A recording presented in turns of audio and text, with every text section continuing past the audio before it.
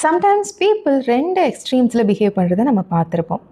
கோபம் வந்ததுன்னா எல்லாத்தையும் போட்டு உடைக்கிறது, ரொம்ப அக்ரெஷன் வெளிப்படுத்துறது, ரொம்ப கெட்ட வார்த்தைகளில் திட்டுறது, கண்ணு மண்ணு தெரியாமல் பிஹேவ் பண்ணுறதுன்னு பண்ணுவாங்க.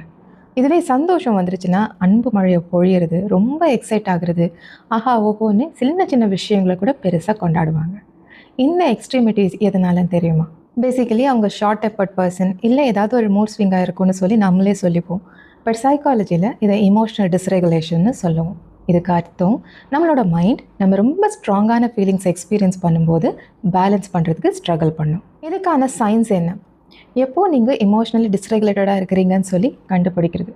ஒரு சின்ன செல்ஃப் செக் பண்ணலாம். நான் உங்களுக்கு 4 கொஷின்ஸ் கேட்குறேன். நீங்கள் அப்செட் ஆகுறீங்களோ எக்ஸைட் ஆகுறீங்களோ ரொம்ப குயிக்காக அந்த ஸ்டேட் ஆஃப் மைண்டுக்கு வந்துடுறீங்களா? எமோஷ்னலாக இருக்கும்போது சில விஷயங்களை நம்ம வாய் தவறி பேசிடுறோம், கை மீறி பேசிடுறோம். அந்த மாதிரி தருணங்களில் அந்த எமோஷன் உங்களை விட்டு போனதுக்கப்புறம் இப்படி பேசிட்டோமேன்னு ரிக்ரெட் பண்ணுறீங்களா? உங்களை சுற்றி இருக்கிறவங்களே எதுக்கு இந்த விஷயத்துக்கு இவ்வளோ ஓவர் ரியாக்ட் பண்ணுற அப்படின்னு அப்போது கேட்கறது உண்டா? அண்ட் சின்ன சின்ன விஷயங்கள் உங்கள் மன அமைதியை குலைக்குதா? அப்படி குலைச்சா அந்த அமைதியின்மை உங்களுக்கு ரொம்ப நேரத்துக்கு நீடிக்குதா? இந்த 4 கொஸ்டின்ஸ்க்கு உங்கள் ஆன்சர் எஸ்னா ஆமாம், நீங்கள் இமோஷ்னலி டிஸ்ரெகுலேட்டட் தான். பட் அதுக்கு அர்த்தம் நீங்கள் பேடுனோ ப்ரோக்கனோ கிடையாது. இதுக்கு அர்த்தம் உங்களோட எமோஷ்னல் சிஸ்டம் கொஞ்சம் ஓவர் ஆக்டிவாக இருக்குது. பொதுவாக எந்த எமோஷனையும் நம்ம மைண்ட் ப்ராசஸ் பண்ணணும். பட் இமோஷன்ஸ் அதுக்குள்ளே அவசர கொடுக்கத்தனமாக உச்சம் தொட்டு ரியாக்ஷன்ஸாக வெளிப்பட்டுடும். இதுதான் நிலைமை. இது எதனால் நடக்குது? பெரும்பாலான கேசஸில் இந்த ப்ராப்ளம் சின்ன வயசுலேருந்தே ஸ்டார்ட் ஆகும். கன்சிஸ்டண்ட்டாக அன்போ சப்போர்ட்டோ கிடைக்காம இருந்து ஒரு நாள் ரொம்ப ப்ரைஸ் பண்ணுறாங்க, அப்ரிஷியேட் பண்ணுறாங்க, பட் அடுத்த நாள் நெக்லெக்ட் பண்ணுறாங்க, திட்டுறாங்க, இக்னோர் பண்ணுறாங்க. இதனால் குழந்தை பருவத்தில் நம்ம மைண்ட் நம்ம கவனிக்கப்படணும்னா நம்ம லவுடராக பிஹேவ் பண்ணணும், லவுடராக நம்மளோட ஆக்ஷன்ஸ் இருக்கணும்னு கற்றுக்குது. ஆர் நம்மளோட இமோஷன்ஸை வெளிப்படுத்தவே கூடாது நமக்கு சொல்லிக் கொடுக்கப்பட்டிருக்கலாம். 4 பேர் பார்க்க பல்ல காட்டி சிரிக்காத, வெளியில் திட்டாத, வெளியில் சத்தம் போட்டு பேசாத, இந்த மாதிரியெல்லாம் நமக்கு சொல்லி கொடுத்துருக்கலாம். ஸோ இது ஒரு வகையில் டிசிப்ளின் தான், மேனர்ஸ் தான். இருந்தாலும் எங்கேயாவது ஒரு தேடல் இருக்கும்போது சில வேலிட் எமோஷன்ஸ், வெளியில் வர வேண்டிய எமோஷன்ஸை நம்ம கட்டல் பண்ணியிருக்கிறோம் சின்ன வயசுலங்கும்போது அந்த தேய்க்கிற எமோஷன்ஸ் பிற்காலத்தில் இந்த மாதிரியான இமோஷனல் டிஸ்ரெகுலேஷன்ஸாக வெளிப்படும். இதுவும் இல்லை எனக்கு வீட்டில் டெமோக்ராட்டிக் பேரண்டிங் தான், சின்ன வயசில் எனக்கு அந்த மாதிரி எந்த ப்ராப்ளமும் இல்லை அப்படின்னா sometimes it can be stress. ஒரு ரிஜெக்ஷன்னாலேயோ உங்களோட இமோஷனல் ஹர்ட் இன்னும் ஹீல் ஆகலைனாலோ இல்லை தொடர் தோல்விகள்னாலோ சில விஷயங்கள்லேருந்து நம்மளால் மீண்டு வரவே முடியாது. அந்த மாதிரி தருணங்களில் நம்ம பிரெயின் ஒரு அலர்ட் மோட்லேயே இருக்கும். சின்ன சின்ன ட்ரிகர்ஸ்க்கு கூட வேகமாக ரியாக்ட் பண்ணிடும். இதுக்கு பின்னாடி இருக்கிற சயின்ஸ் என்னென்னா, நம்ம எப்படி சில அன்பிளசண்ட்டான விஷயங்களை லேர்ன் பண்ணிக்கிட்டு இன்றைக்கி இமோஷ்னலி டிஸ்ரெகுலேட்டடாக இருக்கிறோமோ அதே மாதிரி இதை ரிவர்ஸ் பண்ண முடியும். நம்மளால் இமோஷ்னலி ரெகுலேட்டடாகவும் இருக்க முடியும். ஏன்னா the good news is brain is changeable and we call it neuroplasticity.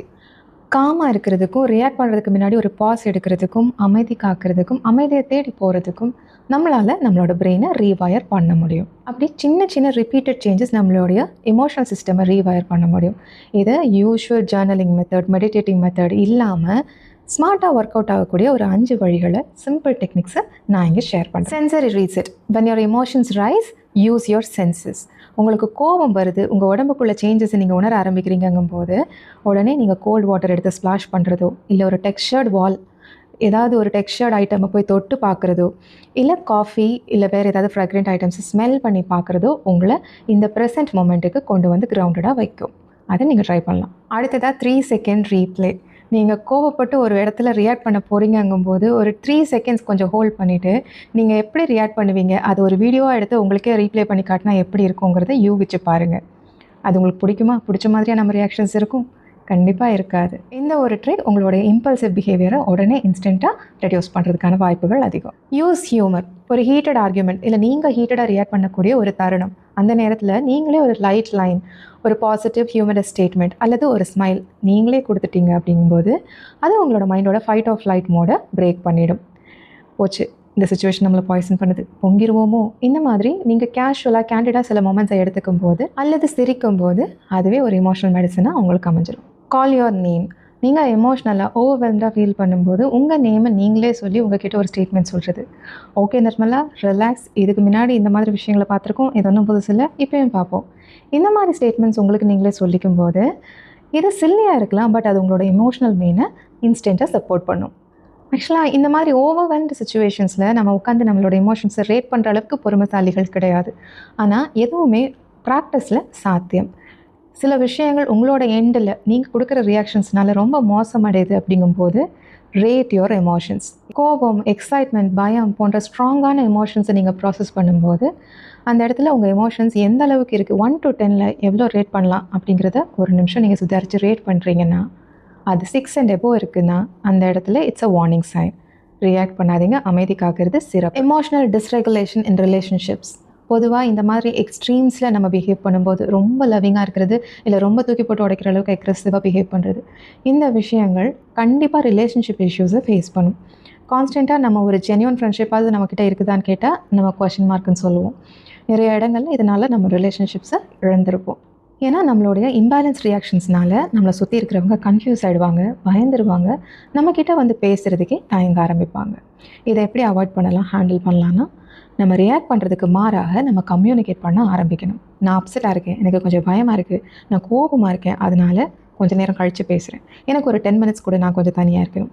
இந்த மாதிரி ஸ்டேட்மெண்ட்ஸை நீங்கள் கம்யூனிகேட் பண்ணும்போது நீங்கள் இம்பல்சிவாக ரியாக்ட் பண்ணிவிட்டு கேட்கக்கூடிய 100 அப்பாலஜிஸ், 100 சாரியோட கம்பேர் பண்ணும்போது உங்களுடைய அந்த கம்யூனிகேட்டிவ் ஸ்டேட்மெண்ட் உங்கள் மேலே ஒரு மதிப்பையும் ட்ரஸ்ட்டையும் பில்ட் பண்ணும் உங்களை சுற்றி இருக்கிறவங்களுக்கு.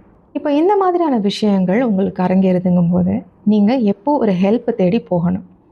எப்போ உங்களோட எமோஷனல் டிஸ்ரெகுலேஷன்ஸ் உங்கள் வேலையை கெடுக்குது, உங்கள் மன அமைதியை குலைக்குது, உங்கள் ரிலேஷன்ஷிப்ஸை பாதிக்குதோ, அப்போது நீங்கள் ஒரு மென்டல் ஹெல்த் கவுன்சிலர் கிட்ட சப்போர்ட் தேடி போகிறது சிறந்தது. ஏன்னா உங்களோட எமோஷன்ஸ் எப்போவுமே ஒரு ஸ்விங்கிங் மோட்லேயே இருந்துச்சு அப்படின்னா அது உங்களோட கார்டிசால் லெவல்ஸ் இன்க்ரீஸ் பண்ணும், உங்கள் டைஜஷன் பாதிக்கும், உங்கள் தூக்கம் போகும், உங்கள் இம்யூனிட்டி பாதிக்கும், சம்டைம்ஸ் உங்கள் மெமரி, காக்னிஷன் வரைக்கும் பாதிப்புகள் அதிகமாகலாம். ஸோ இது ஜஸ்ட் நம்மளோட நேச்சர் அப்படின்னு விடாமல் எப்போ உங்களுக்கு பாதிப்புகள், தாக்கங்கள் உங்களோட லைஃப் ஸ்டைல், உங்களோட ருட்டீனில் இருக்குதோ அப்போது நீங்கள் ஒரு ஹெல்ப் தேடி போகிறது சிறப்பு.